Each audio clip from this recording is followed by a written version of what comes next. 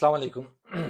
آج پوری مسلم دنیا کی نظر ایران اور اسرائیل کی جنگ پہ لگی ہوئی ہے، لیکن انفارچونیٹلی اس حالت میں بھی ہم مسلمان ایک دوسرے کو بلیم کرنے میں لگے ہوئے ہیں۔ شیعہ سنی کو غلط کہہ رہے ہیں، سنی شیعہ کو۔ لیکن بھائی اگر آج کے اس مسئلے کو سمجھنا ہے تو ہمیں یہ بھی سمجھنا پڑے گا کہ یہ تفریق شروع کہاں سے ہوئی تھی، اور سب سے امپورٹنٹ یہ کہ آج کے وقت میں ایز مسلمز اور خاص طور پہ پاکستانی ہونے کے ناطے ہمیں کیا کرنا چاہیے۔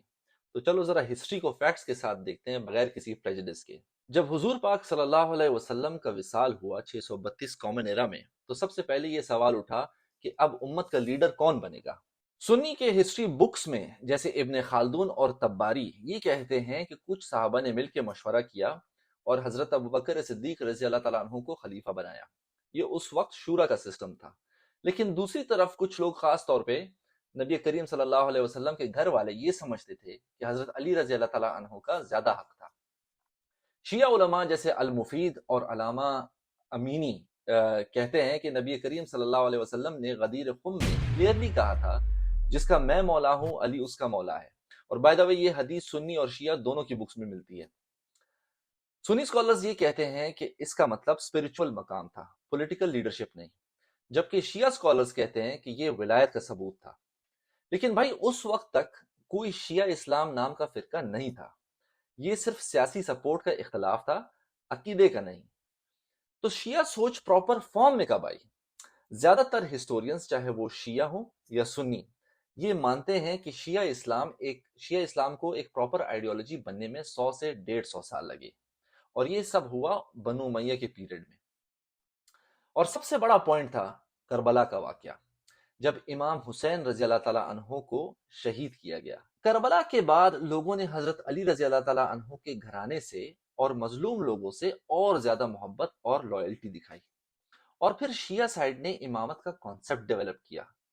سنی علماء جیسے ابن تیمیہ نے اس کانسیپٹ کو کمپلیٹلی ریجیکٹ کیا۔ جب حضرت امام جعفر الصادق رضی اللہ تعالیٰ عنہ آئے تب تک شیعہ اسلام کا الگ فقہی سسٹم، حدیث کلیکشن اور تھیولوجی کمپلیٹلی بن چکی تھی۔ اچھا آج کی سچویشن پہ اب بات کرتے ہیں۔ آج کی سچویشن ایران اور اسرائیل کی جنگ۔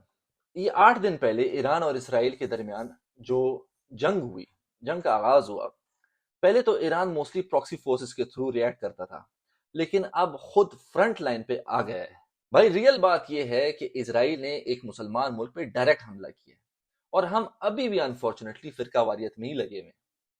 چاہے ایران کی پالیٹکس سے آپ ایگری کرو یا نہیں، وہ کھلا اسرائیل کے سامنے کھڑا ہے، اس چیز کی ہمیں اس کو داد دینی پڑے گی۔ اور یاد رکھو غزہ کو مثال دینے والا بھی وہی تھا، چاہے غزہ ہو یا چاہے تہران ہو، اسرائیلی بوم یہ نہیں دیکھتے جس پہ بوم گر رہا ہے وہ سنی ہے یا شیعہ۔ اینمی جو ہمارا دشمن ہے وہ یونائٹڈ ہے، تو ہم کیوں بکھرے ہوئے ہیں؟ قرآن شریف میں اللہ پاک نے کلیئرلی یہ بات کہی ہے، اور اللہ کی رسی کو مضبوطی سے تھام لو اور تفریق مت کرو۔ اس سچویشن میں ہم ایز پاکستانیز کیا کر سکتے ہیں؟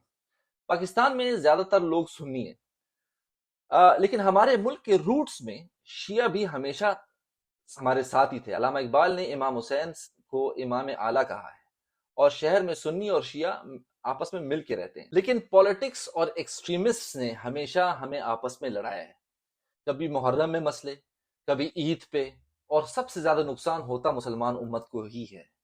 اور سچ یہ ہے کہ شیعہ اور سنی 95% چیزوں پہ ایک ہے، اللہ ایک، قرآن ایک، نبی کریم صلی اللہ علیہ وسلم ایک، نماز دونوں پڑھتے ہیں، روزہ، زکوٰۃ، سب کچھ سیم ہے۔ جو ڈفرینسز ہیں وہ آپس میں بیٹھ کے سالو ہو سکتے ہیں، لیکن مسلمان کا خون نہیں بہنا چاہیے۔ اور اگر آج بھی ہم ایک ساتھ نہیں ہوئے جبکہ پورا مسلم ورلڈ وار زون بن رہا ہے، تو بھائی پھر کب ایک ساتھ ہوں گے؟ شیعہ اور سنی فرقے دونوں وقت کے ساتھ ڈیولپ ہوئے، اس میں پالیٹکس، ظلم اور پاور سٹرگلز انوالو تھے۔ لیکن آج کے دور میں شاید یہ پاسبل نہیں ہے کہ ہم فرقے کمپلیٹلی ختم کر دیں، بلکہ یہ کہ ہم ایک دوسرے کو سمجھیں اور سپورٹ کریں۔ ایز مسلمز اور خاص طور پہ ایز پاکستانیز ہمیں یہ دیکھنا ہوگا کہ ہم صرف ڈیبیٹ میں بزی نہ ہو جائیں، ظلم کے خلاف آواز اٹھائیں، مسلم یونٹی پہ فوکس کریں۔ قیامت کے دن اللہ یہ نہیں پوچھے گا کہ آپ شیعہ تھے یا سنی، وہ پوچھے گا کہ آپ حق کے ساتھ کھڑے تھے یا نہیں۔ اور کیا آپ اپنے بھائی کے ساتھ کھڑے تھے یا پھر اس کے خلاف کھڑے تھے؟